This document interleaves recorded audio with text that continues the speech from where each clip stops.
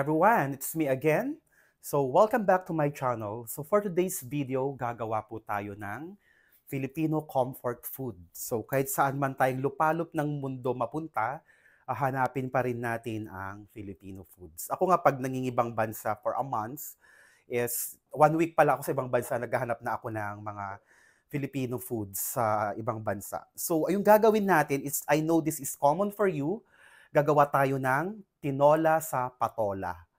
So it's instead of papaya or ampalaya na hinahalo sa tinola or dahon ng sili, for this time, for a change or for a twist, patola sa kamay, kinchay or celery yung ilalagay natin.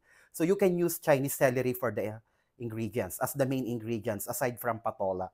So andito na yung patola, half-inch cut, diagonal or circle. And then water para sa sabaw, thinly sliced ginger, crushed garlic, sliced onion to medium size, vetchin, optional, and then patis to taste, and then cooking oil, chicken cubes, 1 piece, and then peppercorn or crushed na paminta. And then our whole chicken, tinola cut. Gagamit ako ng clay pot, pero any pan kasi may nagregalo sa akin para makita naman nila na ginamit ko yung mga clay pot na nagregalo sa akin sa mga friend ko and my kumare. So nagpadala sila ng mga clay pot. So kailangan gamitin ko siya para matuwa naman po yung nagbigay.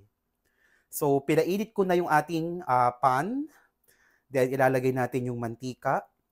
So first is spread natin yung oil. Painitin muna natin saglit. Then first is our ginger. Mga 30 seconds natin siya isusote bago yung bawang and onion. Mauuna po si ginger. Next is our garlic, crushed garlic and onion.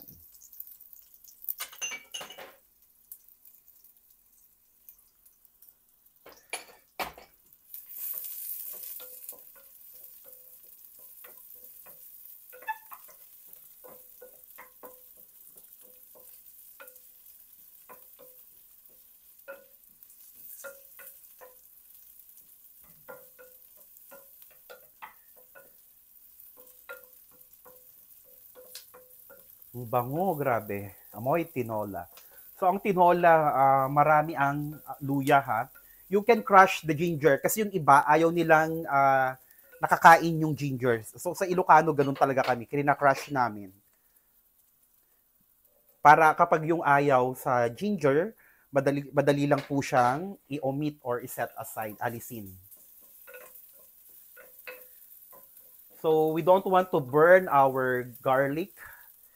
So it's time to add or sangkut siya our chicken.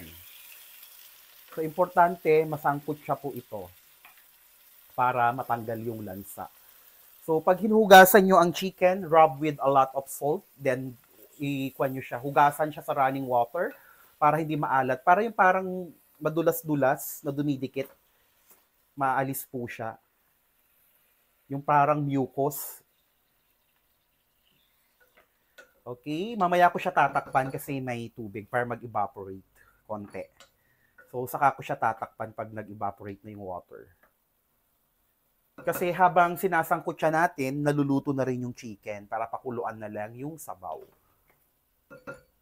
Tatakpan ko siya para ma-steam. Okay, let's check our tinola. Ayan. So, nagre-retract na po yung bone, meaning from yung flesh, kumakalas na sa buto. So, kapag ganun po, luto na yung chicken, nag-retract.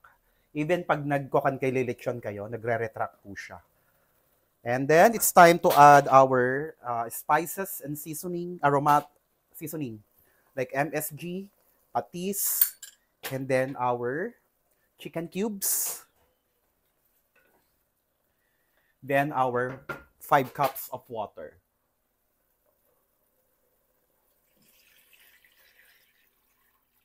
Then let's wait it to boil. Then let's add next our patola and celery after niyang kumulo. Okay, so let's check. our tinola. Yan. Wow, I love it. And then it's time to add in our patola. And let's cook for about, it's up to you kung half cook. Kasi alam nyo kasi ang soup, habang mainit yan, continuous yung cooking process. Around 1 minute to 2 minutes. So tatakpan natin para mabilis maluto yung patola. Yung celery, after pagka-off, ilalagay natin, then off takpan para hindi siya ma-overcook. Hindi mawala yung amoy niya.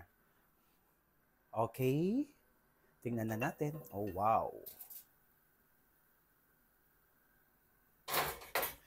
Then, turn off.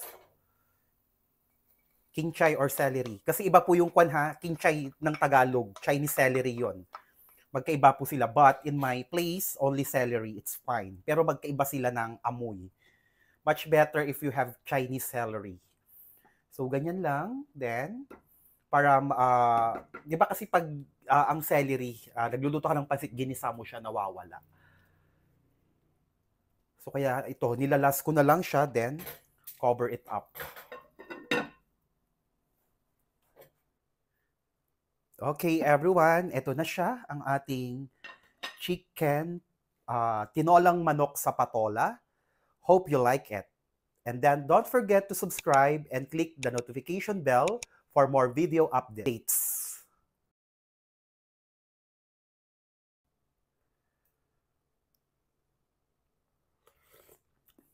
Sarap. Iba.